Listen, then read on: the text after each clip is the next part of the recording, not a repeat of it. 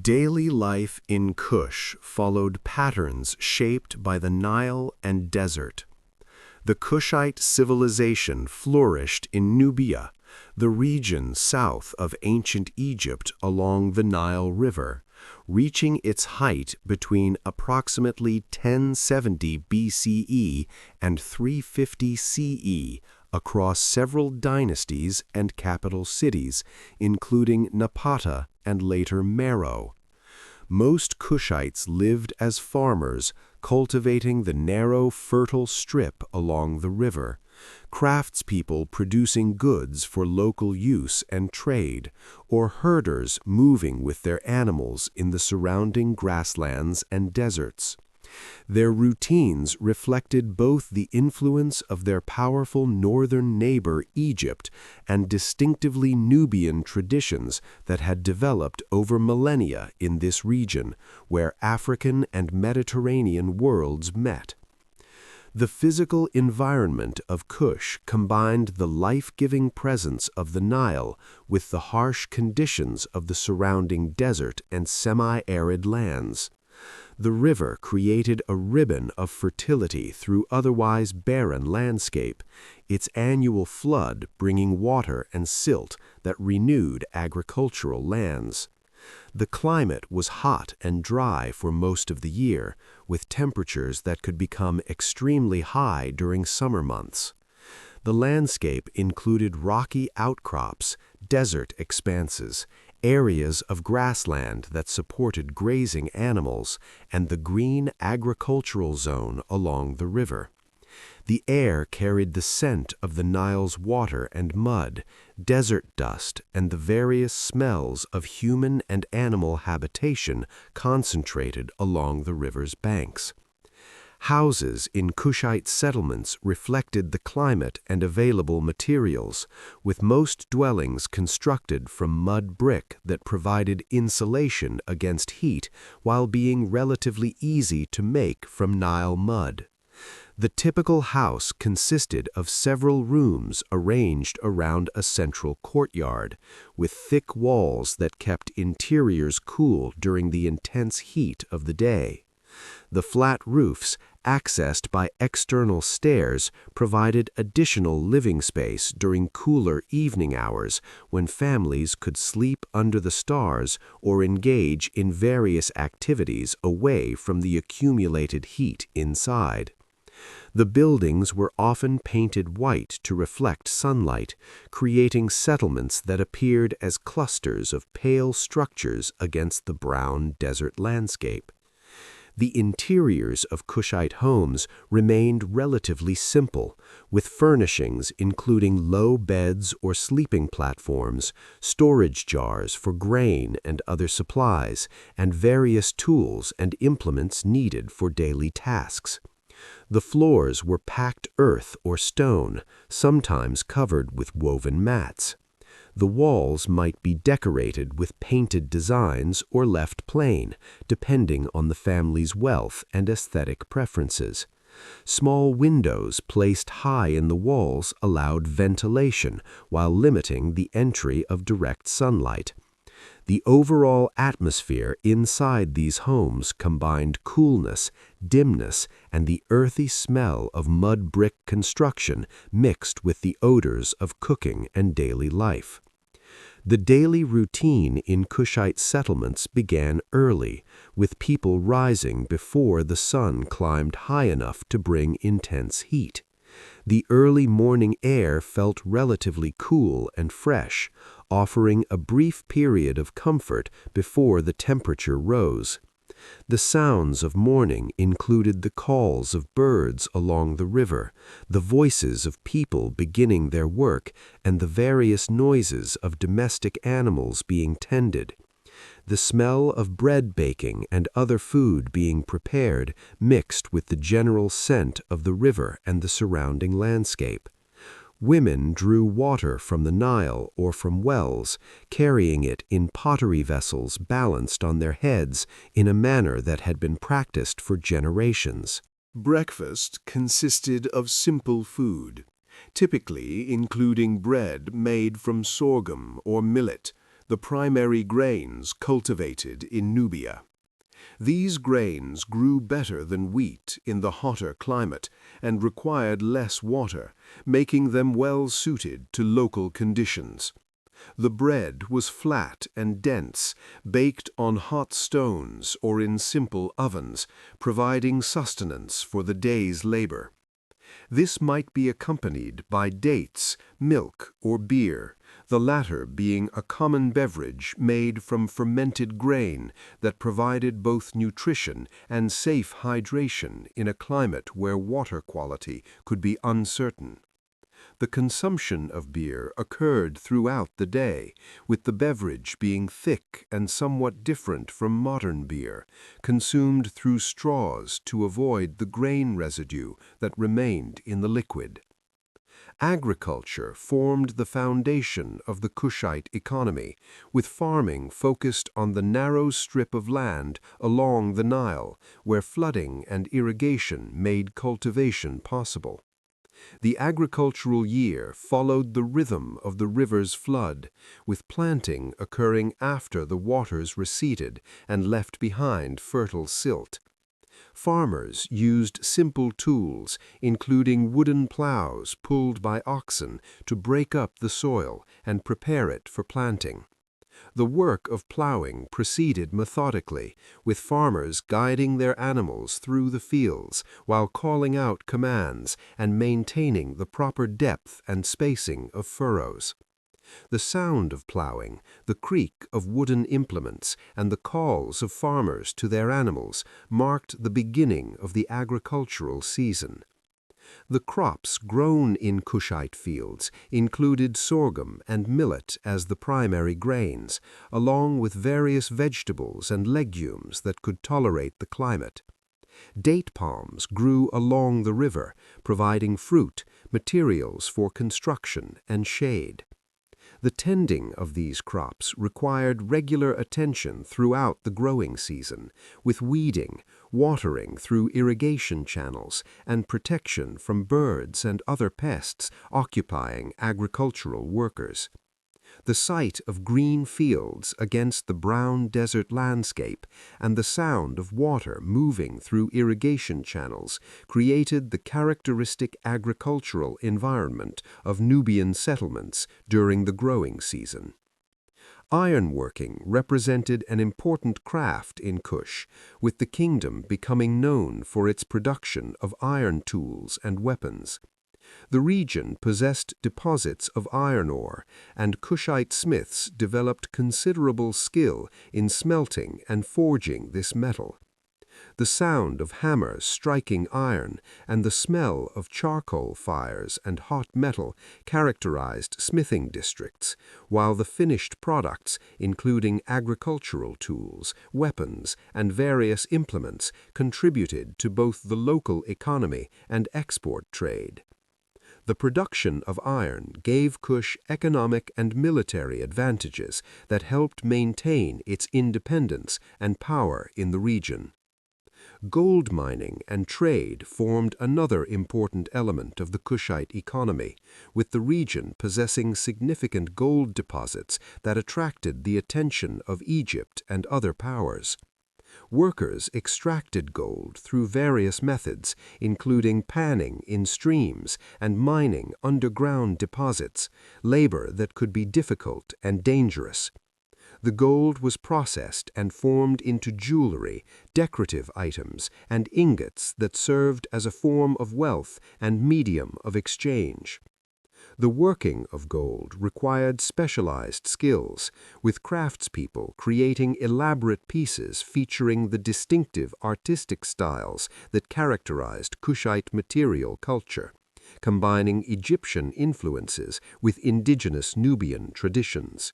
Social hierarchy in Kushite society created distinctions between the royal family and nobility who controlled political power and much of the wealth, a middle class of merchants and skilled craftspeople, and the farming population who produced the food that sustained everyone.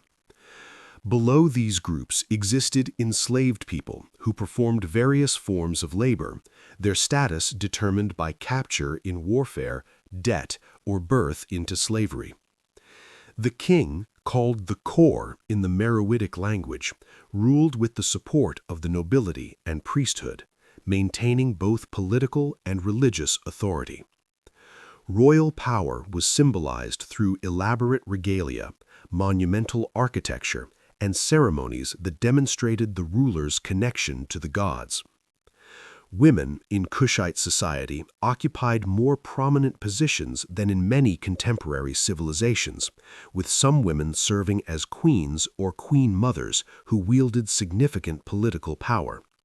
The Kandake, or queen mother, could rule in her own right or as regent, and several Kushite rulers were women who led armies and governed the kingdom.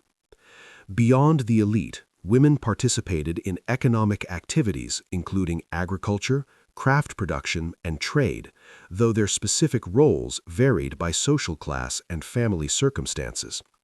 The relatively prominent role of women in Kush reflected indigenous African traditions that differed from the more restrictive patterns common in Mediterranean societies.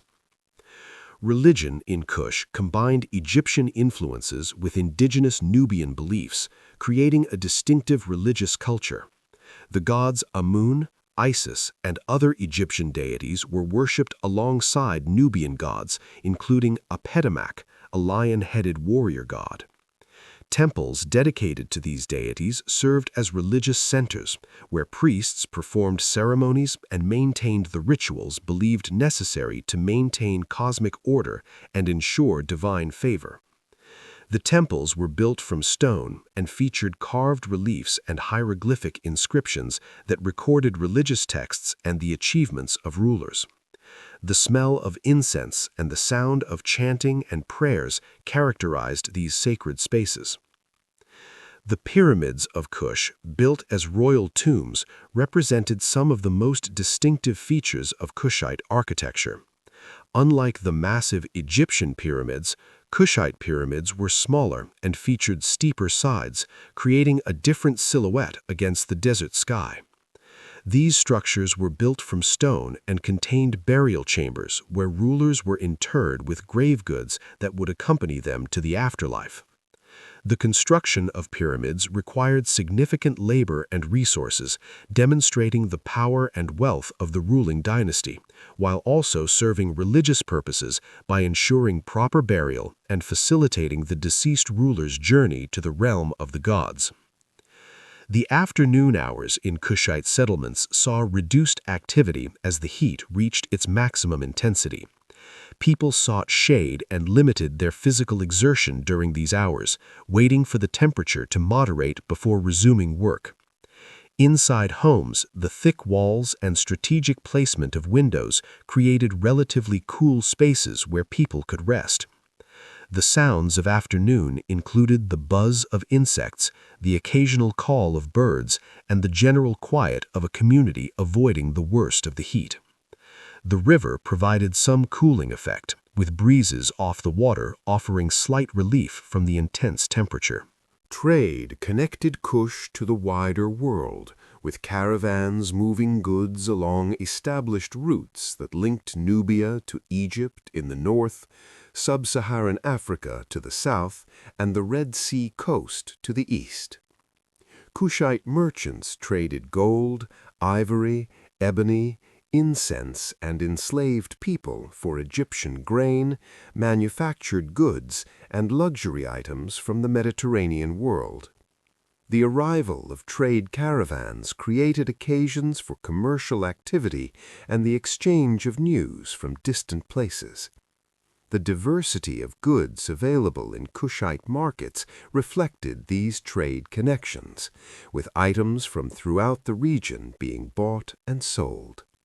Later in the afternoon, as shadows lengthened and the air began to cool, activities gradually resumed throughout the settlement.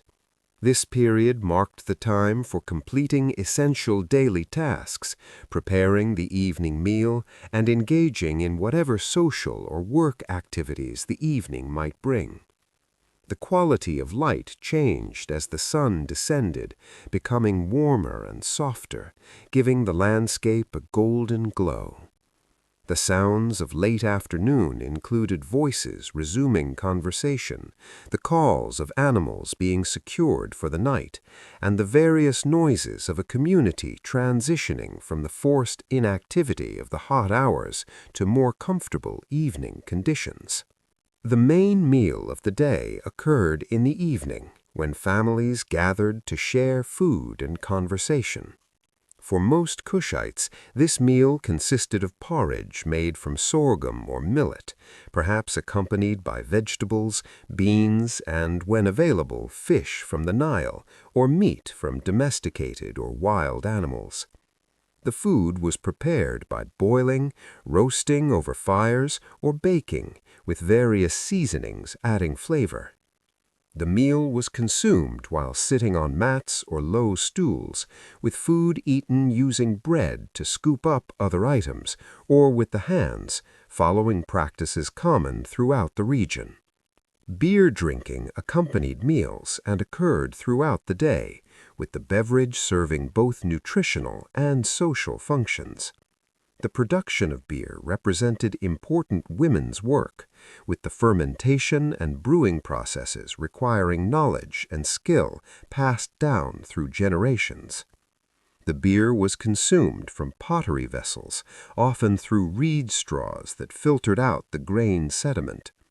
The sharing of beer created social bonds and marked various occasions, from ordinary family meals to ceremonial gatherings. Evening hours after the meal brought opportunities for leisure and social interaction, with people gathering in courtyards or other communal spaces. Storytelling represented an important form of entertainment, with tales preserving cultural knowledge, moral lessons, and memories of historical events. Music played a role in Kushite culture, with various instruments, including lyres, drums, and other percussion, being played at celebrations and gatherings.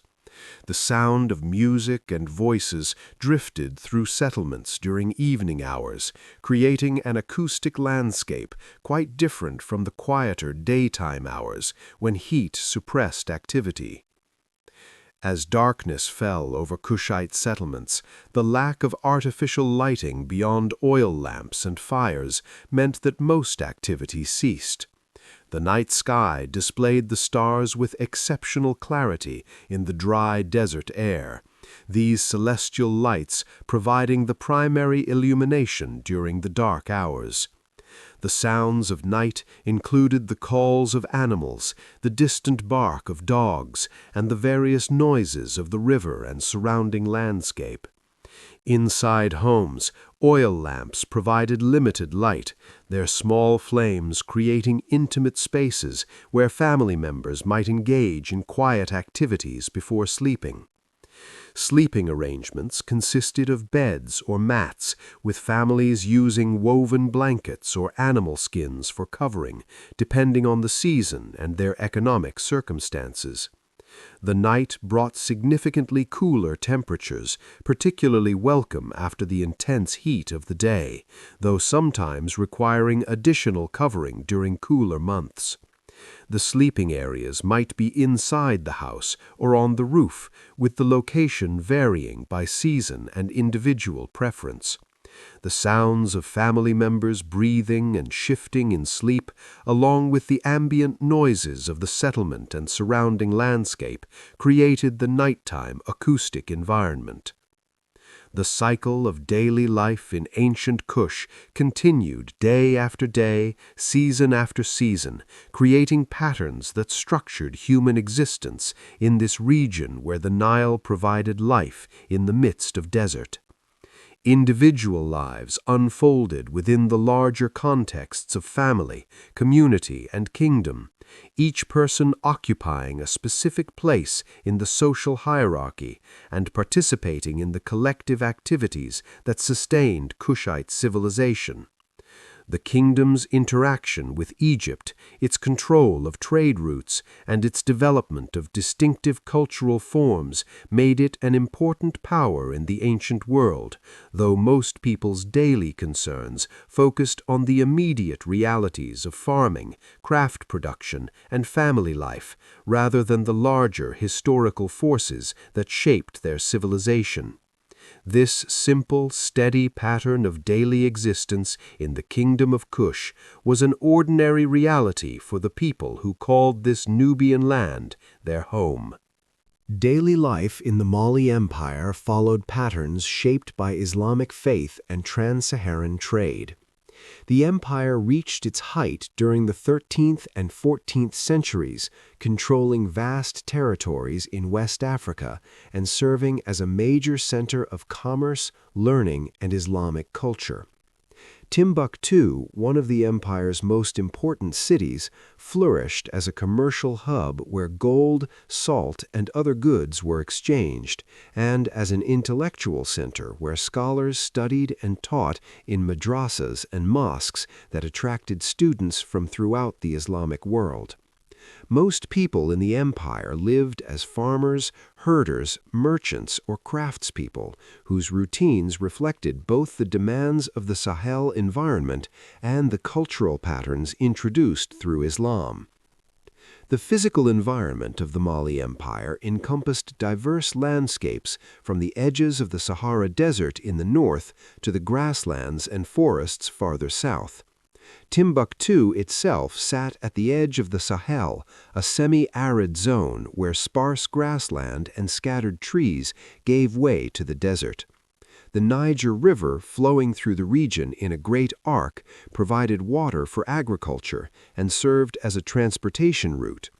The climate brought intense heat for much of the year, with a brief rainy season that transformed the landscape temporarily before the dry season returned.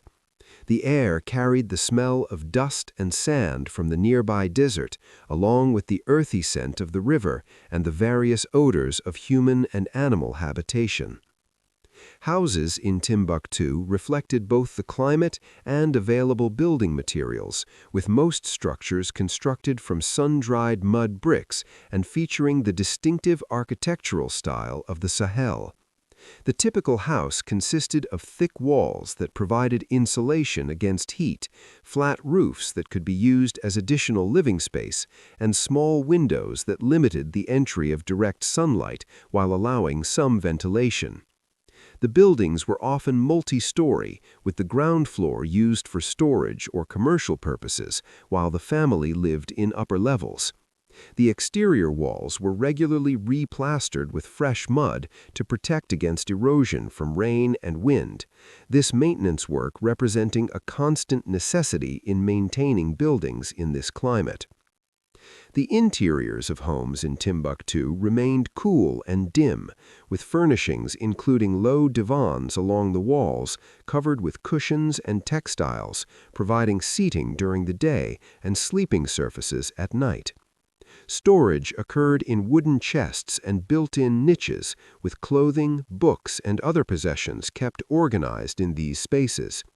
The floors were covered with woven mats and carpets, while the walls might be painted or left as bare plaster.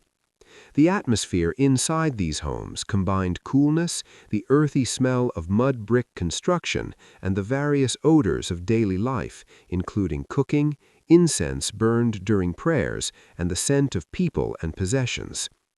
The daily routine in Timbuktu began with the call to the pre-dawn prayer, the voice of the muezzin calling the faithful to fulfill their religious obligation.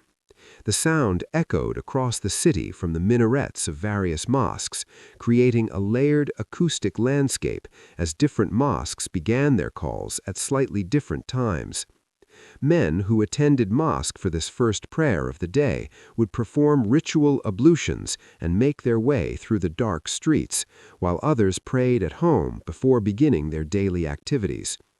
The pre-dawn hours felt relatively cool, offering relief from the heat that would build as the sun rose higher.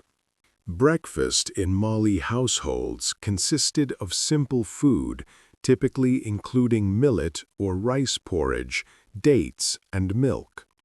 Millet, a grain well suited to the Sahel climate, formed a dietary staple throughout the region. The porridge might be sweetened with honey or dates and eaten with butter or oil, providing energy for the day's work. The meal was consumed while sitting on mats or cushions, with family members eating from communal bowls. The preparation of breakfast involved grinding grain, boiling water, and other tasks that women performed while managing various other household responsibilities. Commerce formed the economic foundation of Timbuktu, with the city serving as a major center for trans-Saharan trade. Caravans arriving from the north brought salt from desert mines, a commodity highly valued in West Africa, where it was essential for food preservation and health. These same caravans carried back gold from mines in territories controlled by the Mali Empire, creating a trade system that generated enormous wealth for those who participated. The markets of Timbuktu offered goods from throughout the region and beyond, with merchants trading salt, gold, ivory, enslaved people, textiles, horses, and various other items. The sounds of the market included the voices of merchants calling out their wares, the haggling of buyers and sellers, and the general noise of crowds moving through commercial areas. Islamic scholarship represented another defining feature of Timbuktu, with the city becoming renowned throughout the Muslim world for its libraries and schools. The madrasas, or Islamic schools, taught students the Quran, Islamic law, Arabic language and literature, and various other subjects. These institutions attracted scholars from distant regions, creating an intellectual environment where knowledge was preserved, transmitted, and expanded. The libraries contained thousands of manuscripts, including religious texts, scientific works, poetry, and historical chronicles, written in Arabic or local languages using Arabic script. The production and copying of manuscripts represented important economic activity, with scribes carefully transcribing texts that would be bought by wealthy patrons or institutions. The Great Mosque of Djinguereber, built during the 14th century, stood as Timbuktu's most prominent religious structure, its distinctive mud brick architecture with protruding wooden beams creating an iconic form that symbolized the city. The mosque served not only as a place of worship, but also as a center of learning and community life, with scholars teaching in its courtyards and people gathering for prayers 5 times daily. The interior provided a cool, dim space where worshippers prayed on carpets and mats, the thick walls and small windows keeping out the heat while allowing sufficient light for reading and study. The smell of incense and the sound of Quranic recitation characterized these sacred spaces.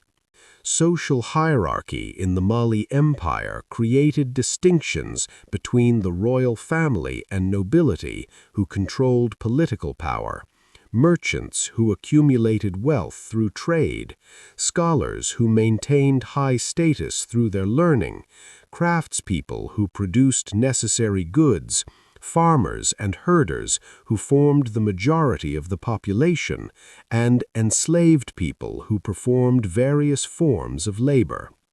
The Mansa, or emperor, ruled from the capital with the support of provincial governors and a complex administrative system. The emperor's wealth and power were displayed through elaborate ceremonies, large retinues of followers, and the distribution of gifts to visitors and subjects, maintaining loyalty through generosity and demonstrating the empire's prosperity. Women in Mali society occupied various positions depending on their social class and family circumstances. Elite women could own property, engage in trade, and exercise influence within their families and sometimes in broader political contexts, though their activities were generally constrained by Islamic expectations about proper female behavior. Women from merchant families often participated in commerce, managing business affairs while their husbands traveled with caravans or conducting their own trading activities. Most women engaged in agricultural work, household management, and craft production, their labor essential to family survival, though often unrecognized in historical records that focused primarily on male activities. Children in Mali society learned appropriate skills through observation and practice, with education varying considerably by social class and gender.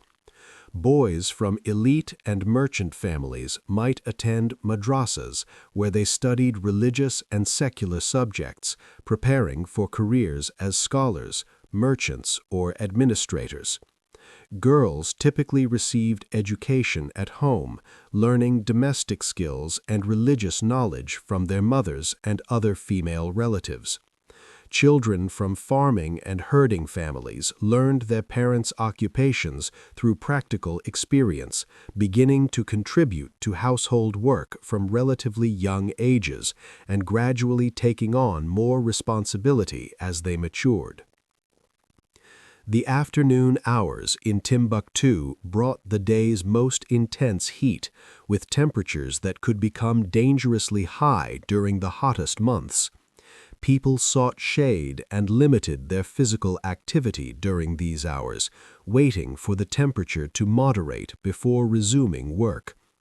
Inside homes, the thick walls and strategic placement of windows created relatively cool spaces where people could rest.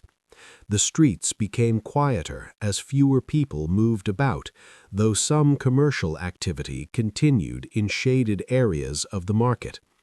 The sounds of afternoon included the buzz of insects, the occasional call of birds, and the general stillness of a city enduring the heat. Craft production represented important economic activity in Timbuktu, with specialized workers producing leather goods, textiles, metalwork, pottery, and various other items. The tanning of leather created a district where the distinctive smells of this process pervaded the air, while the finished leather goods, including bags, saddles, bookbindings, and clothing, were sold throughout the region. Weavers produced cotton textiles on horizontal looms, the rhythmic sound of weaving creating background noise in residential areas where this work occurred. The dyeing of textiles in vibrant colors using local and imported dyes added another layer to the city's economic activities and sensory landscape. Gold played a central role in the Mali Empire's economy and reputation, with the region's gold mines producing significant quantities of this precious metal that was traded to North Africa, Europe, and beyond.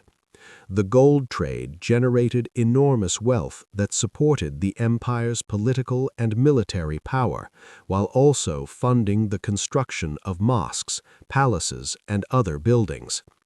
The most famous demonstration of Mali's wealth occurred during Emperor Mansa Musa's pilgrimage to Mecca in 1324, when his lavish spending and gift-giving in Cairo caused inflation and amazed observers who recorded the event in their chronicles. This pilgrimage strengthened Mali's connections to the wider Islamic world while demonstrating the empire's power and prosperity. Later in the afternoon, as shadows lengthened and the air began to cool, activities gradually resumed throughout the city. Merchants reopened their shops if they had closed during the hottest hours. Craftspeople returned to their work, and people emerged from homes to complete necessary tasks or engage in social activities. The quality of light changed as the sun descended, becoming warmer and softer, giving the mud brick buildings a golden glow that highlighted their distinctive architecture. The sounds of late afternoon included the calls of the muezzin for the afternoon prayer, voices resuming conversation, and the general noise of urban life returning to normal activity levels. The main meal of the day typically occurred in the evening, when families gathered to share food and conversation. The meal for most people consisted of rice or millet as the foundation, accompanied by various sauces made from vegetables, legumes, and, when available, meat or fish. The cooking methods included boiling, grilling, and frying, with various spices and seasonings adding flavor. Peanuts, introduced from the Americas but quickly adopted, appeared in many dishes. The food was eaten while sitting on mats around a communal bowl, with diners using their right hands to take food, following Islamic customs that designated the left hand for personal hygiene and the right for eating. Tea drinking, which would later become a central feature of Sahel social life, had not yet become widespread during the medieval period, so water and milk served as the primary beverages besides the forbidden alcohol. The consumption of food occurred within Islamic dietary restrictions, with pork prohibited and other meat required to be slaughtered according to halal procedures. Meals provided opportunities for family interaction and the reinforcement of social bonds, with conversation during eating covering family matters, business affairs, and community news.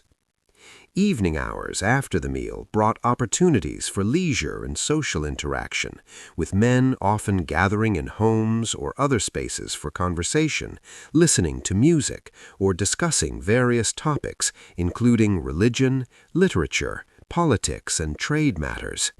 Storytelling represented an important form of entertainment and education, with professional storytellers known as griots maintaining oral traditions that preserved historical knowledge, genealogies, and cultural values. These performances combined narrative with music and sometimes dance, creating multimedia experiences that engaged audiences and transmitted cultural knowledge across generations. Music played an important role in Mali culture, with various instruments including the kora, a stringed instrument with a distinctive sound, various drums, and the balafon, a wooden xylophone. Musicians performed at celebrations, ceremonies, and informal gatherings, their playing creating soundscapes that reflected West African musical traditions. The music often featured complex rhythms and call and response patterns, with audience participation being an expected part of performances. The sound of music drifting through neighborhoods during evening hours represented one of the characteristic features of urban life in Timbuktu. As darkness fell over Timbuktu, the city became quiet as people remained in their homes and only necessary travel occurred after sunset. The streets lacked public lighting beyond what individual households or businesses provided, making movement after dark difficult and potentially dangerous. The night watch patrolled to maintain order and watch for fires, a constant concern in a city built primarily from dried mud and wood. Inside homes, oil lamps provided limited illumination, their small flames creating intimate spaces where family members might engage in quiet activities before sleeping. The night sky over Timbuktu displayed the stars with exceptional clarity in the dry desert air, these celestial lights providing the primary illumination during the dark hours. Islamic scholars studied astronomy as part of their scientific education, making observations that contributed to knowledge of celestial mechanics, while also serving the practical purpose of determining prayer times and the direction of Mecca. The sounds of night included the calls of the night watch, the occasional bark of dogs, and the various small noises of a city at rest. The desert beyond the city contributed its own sounds, with the wind moving across sand and the calls of nocturnal animals, creating an acoustic landscape that reminded residents of the natural environment surrounding their urban settlement. Sleeping arrangements consisted of mats and cushions spread on the floor or on raised platforms, with families using cotton blankets for covering. During hot weather, many people slept on roofs, where any breeze provided relief from accumulated indoor heat, while cooler months required sleeping inside with adequate covering. The sounds of family members breathing and shifting in sleep, along with the ambient noises of the household and city, created the nighttime environment. Dreams might be discussed if they seemed significant, as Islamic tradition held that dreams could carry messages or warnings that deserved attention. The cycle of daily life in medieval Timbuktu continued day after day, creating patterns that structured existence in this commercial and intellectual center at the edge of the Sahara. Individual lives unfolded within the larger contexts of family, community, and empire, with each person occupying a specific place in the social hierarchy and participating in the collective activities that sustained the city and the civilization of which it formed a part. The combination of commercial prosperity, Islamic scholarship, and cultural achievements made Timbuktu legendary throughout the medieval world, though most residents focused on the immediate realities of earning a living, maintaining family relationships, and fulfilling religious obligations, rather than contemplating the city's broader historical significance. This simple, steady pattern of daily existence in the Mali Empire was an ordinary reality for the people who called Timbuktu their home. Daily life on the Swahili Coast followed patterns shaped by maritime trade and cultural blending. The coastal settlements, stretching from modern Somalia to Mozambique, flourished between the 10th and 15th centuries as commercial centers where African, Arab, Persian, and Indian Ocean worlds met and merged. Cities like Kilwa, Mombasa, and Zanzibar grew prosperous through trade in gold, ivory, and other African goods exchanged for textiles, ceramics, and spices from Asia. Most people on the coast lived as merchants, sailors, craftspeople, or farmers who participated in the cosmopolitan culture that developed from centuries of interaction between diverse peoples. Their routines reflected both African traditions and influences from across the Indian Ocean, creating the distinctive Swahili culture with its own language, architecture, and way of life. The physical environment of the Swahili Coast combined tropical conditions with maritime influences, the warm waters of the Indian Ocean creating a climate that remained hot and humid throughout the year. The coastal landscape featured coral reefs, mangrove swamps, sandy beaches, and islands scattered along the shore. Coconut palms grew abundantly, providing food, building materials, and trade goods. The monsoon wind system that governed ocean travel brought northeastern winds from October to March and southwestern winds from April to September. These seasonal patterns determining when ships could sail to and from the coast. The air carried the salt smell of the sea, mixed with the fragrance of spices, tropical flowers, and the various odors of human habitation in a densely populated trading environment. Houses in Swahili towns reflected both the prosperity generated by trade and the distinctive architectural style that developed along the coast. The typical house for a wealthy merchant family was constructed from coral stone quarried from reefs and bound with lime mortar, creating substantial multi-story structures quite different from the mud and thatch buildings common in the African interior. These stone houses featured flat roofs, internal courtyards, and elaborately carved wooden doors that served as status symbols, displaying the family's wealth and taste. The doors, made from African hardwoods or imported teak, featured intricate geometric and floral patterns carved in relief, with brass studs adding decorative elements. The exterior walls were plastered and whitewashed, creating bright surfaces that reflected sunlight and helped keep interiors cool. The interiors of Swahili houses combined influences from African, Arab, and Asian traditions, creating distinctive spaces that reflected the cosmopolitan nature of coastal culture. The main room featured built-in benches along the walls, covered with cushions and textiles, where family members sat during the day and which could serve as sleeping surfaces at night. Storage niches were built into the walls, providing spaces for displaying porcelain vessels, brass lamps, and other valuable items that demonstrated the family's wealth and connections to overseas trade. The floors were covered with woven mats and imported carpets, while the ceilings featured elaborate plasterwork with geometric designs. The atmosphere inside these homes combined coolness from the thick stone walls, the scent of incense burned during prayers, and the various smells of coastal life, including spices, the sea, and tropical vegetation.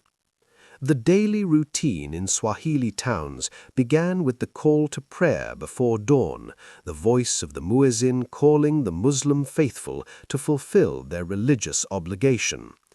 Most Swahili people had converted to Islam through centuries of contact with Arab and Persian traders, and the religion provided a cultural framework that united coastal communities while connecting them to the wider Islamic world.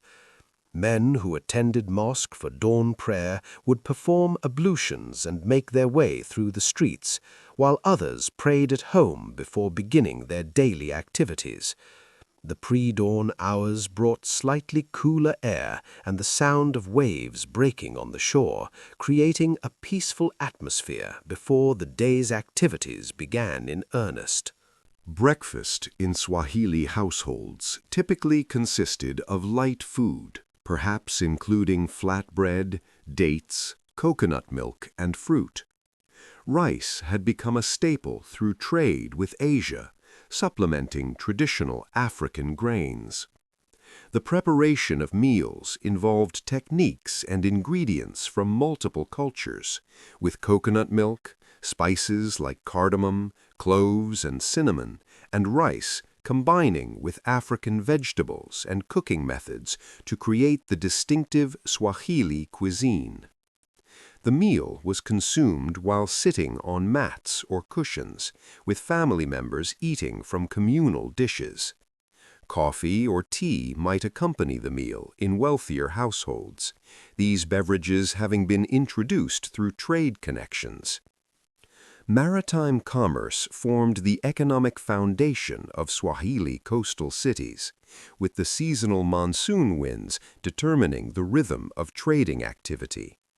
When the northeastern monsoons brought favorable winds from October to March, ships arrived from Arabia, Persia, India, and Southeast Asia, their holds filled with textiles, ceramics, beads, metalware, and various manufactured goods.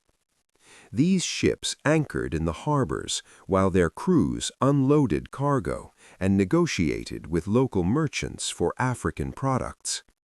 The markets during this season bustled with activity, merchants displaying goods and conducting transactions that connected the Swahili coast to commercial networks spanning the Indian Ocean. The sounds included multiple languages being spoken, as traders from different regions communicated through interpreters or shared languages like Arabic. The dhow, a traditional sailing vessel with a distinctive triangular sail, served as the primary means of maritime transport. these ships varying in size from small coastal traders to large vessels capable of crossing the open ocean. The construction and maintenance of dhows represented important economic activity, with shipwrights using techniques that combined African and Asian maritime traditions. The smell of pitch used to seal hulls, the sound of carpenters working wood, and the sight of ships being built or repaired characterized the waterfront districts where this work occurred. The goods exported from the Swahili coast included gold from the interior kingdoms, ivory from elephants hunted in the interior, enslaved people captured through warfare or purchased from interior peoples, tortoiseshell, ambergris, mangrove poles used as building material in the treeless Arabian Peninsula, and various other African products. The gold trade was particularly lucrative, with the precious metal flowing to the coast from sources in the interior and being exchanged for imported goods that coastal merchants then distributed inland. This trade created networks of exchange that connected the coast to interior African kingdoms and extended across the Indian Ocean to distant lands. Islamic scholarship flourished in Swahili coastal cities, with mosques serving as centers of learning, where students studied the Quran, Islamic law, Arabic language, and various other subjects. The scholarly tradition connected coastal intellectuals to the wider Islamic world, with some students traveling to study in Arabia or Egypt, while visiting scholars from other regions taught in Swahili cities. The mosques themselves, built from coral stone with distinctive architectural features, including mihrabs indicating the direction of Mecca, and minarets for the call to prayer, dominated the skyline of coastal towns. The interior of mosques provided cool spaces for prayer and study, with the thick walls and limited windows keeping out heat while allowing sufficient light for reading. Women in Swahili society occupied various positions depending on their social class and family circumstances. Elite women lived largely secluded lives in accordance with Islamic customs adapted to local conditions, occupying the interior rooms of houses and venturing outside only when necessary, and then often veiled or covered. These women managed households, supervised servants and enslaved people, and participated in family business decisions while maintaining appropriate modest behavior. Women from less wealthy families engaged in various economic activities, including selling goods in markets, processing food, and craft production. The specific balance between Islamic ideals of female seclusion and the practical realities of economic life varied by family and circumstance. Children in Swahili families learned appropriate skills through a combination of formal education and practical experience. Boys from elite families attended Quran schools where they learned to read and recite the holy text in Arabic, studied Islamic law and theology, and received instruction in reading and writing Swahili using Arabic script. Girls typically received education at home, learning domestic skills, basic religious knowledge, and the complex patterns of social behavior expected of women in their community. Children from merchant families gradually learned the family trade, while children from craftspeople and farmers learned their parents' occupations through observation and practice.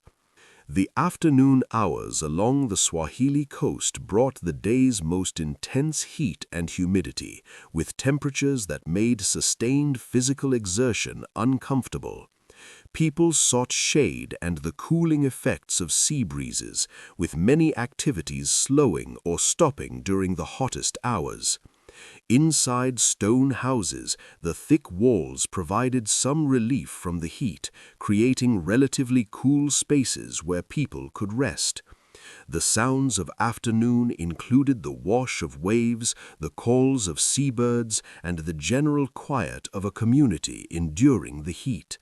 The smell of the sea and tropical vegetation pervaded the coastal air, mixing with the various urban odors of cooking, spices, and human habitation. Craft production represented important economic activity in Swahili towns, with specialized workers producing textiles, leather goods, metalwork, pottery, and various other items. The weaving of cloth using locally grown cotton created textiles that were both used locally and traded to the interior. Metalworkers fashioned iron tools and implements, brass ornaments, and other metal goods. The making of lime from burnt coral provided essential material for building construction and maintenance, this production creating distinctive smells and sounds in areas where the work occurred. The various crafts supported the urban economy while also producing goods that entered trade networks connecting the coast to the interior and to overseas markets. Later in the afternoon, as the intensity of the heat moderated, activities gradually resumed throughout the town. Merchants returned to their shops if they had closed during the hottest hours, craftspeople resumed their work, and people emerged to complete necessary tasks or engage in social activities. The quality of light changed as the sun descended toward the horizon, creating spectacular effects as it illuminated clouds and reflected off the ocean. The sounds of late afternoon included the call to prayer, voices resuming conversation, and the general noise of urban life returning to normal activity levels. The main meal of the day typically occurred in the evening, when families gathered to share food and conversation. Swahili cuisine reflected the cultural blending that characterized coastal society, combining African staples like plantains and cassava with Asian rice, Middle Eastern spices, and cooking techniques from multiple traditions. A typical meal might include pilau, rice cooked with spices, coconut fish curry, vegetable dishes, and various accompaniments. The food was eaten while sitting on mats around communal dishes, with diners using their right hands or pieces of bread to take food, following Islamic customs. The consumption of food occurred within Islamic dietary restrictions, with pork forbidden and meat required to be prepared according to halal procedures. The evening hours after the meal brought opportunities for leisure and social interaction, with men often gathering in public spaces or in homes for conversation, while women visited with other women or spent time with their children. Storytelling represented an important form of entertainment, with tales drawing from African oral traditions, Islamic teaching stories, and narratives from the various cultures that met on the Swahili Coast. Poetry held particular importance in Swahili culture, with both oral and written poetic traditions flourishing. The composition and recitation of poetry in Swahili, using forms influenced by Arabic literary traditions but adapted to local language and themes, represented valued artistic and intellectual activity. Music played an important role in coastal culture, with various instruments including drums, stringed instruments, and the zeze, a type of fiddle, being played at celebrations and gatherings. The music reflected the cultural blending characteristic of the coast, combining African rhythms and musical structures with influences from Arab and Asian musical traditions. Dancing accompanied much music making, with various traditional dances being performed at weddings, religious celebrations, and other social occasions. The sound of music and voices drifted through neighborhoods during evening hours, creating an acoustic landscape that marked the transition from work to leisure time. The markets remained active during evening hours, with vendors selling prepared food, fresh fish, and various goods to people who had completed their day's work. The smell of grilled fish, spiced rice, and various other foods filled market areas, while the sight of oil lamps and torches created pools of light in the gathering darkness. The markets served social functions as well as economic ones, providing spaces where people gathered, exchanged news, and maintained the social networks that held communities together. As darkness fell over the coast, the city became quieter as people remained in their homes and only necessary travel occurred after sunset. The streets lacked public lighting beyond what individual households or businesses provided, and the darkness made movement potentially difficult and dangerous. The sound of waves continued through the night, a constant background noise that residents barely noticed, but which visitors often found either soothing or unsettling, depending on their familiarity with ocean sounds. Inside homes, oil lamps provided limited illumination, their small flames creating intimate spaces where family members might engage in quiet activities before sleeping. The night sky over the coast displayed the stars with exceptional clarity, these celestial lights having served as navigation aids for the sailors who crossed the Indian Ocean for centuries. Knowledge of stellar navigation represented valuable expertise, with experienced sailors understanding how to determine their position and course by observing the stars and other natural phenomena. This knowledge was passed from master to apprentice through practical teaching aboard ships, creating a maritime tradition that connected Swahili sailors to the wider community of Indian Ocean seafarers. Sleeping arrangements varied by wealth and family size, with some families having separate sleeping rooms while others shared communal sleeping spaces. The beds consisted of raised platforms or mats on the floor, covered with cotton sheets and blankets. The warm, humid nights often made sleeping uncomfortable, with mosquitoes and other insects adding to the discomfort. Some families slept on roofs or in open courtyards where sea breezes provided some relief, though this exposed them to insects and limited privacy. The sounds of the night included waves breaking on the shore, the occasional call of night watchmen, and the various small noises of a coastal town at rest. The cycle of daily life along the Swahili coast continued day after day, season after season, creating patterns that structured existence in these cosmopolitan trading cities where diverse cultures met and merged. Individual lives unfolded within the larger contexts of family, community, and the commercial networks that connected the coast to the interior and to distant lands across the ocean. The prosperity generated by trade supported the development of distinctive cultural forms, including architecture, language, literature, and religious practices that combined elements from multiple traditions into something uniquely Swahili.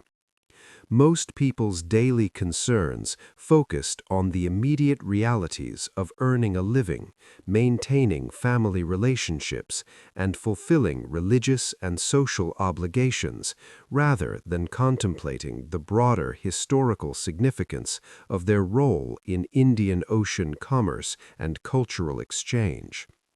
This simple, steady pattern of daily existence on the Swahili coast was an ordinary reality for the people who called these trading cities their home.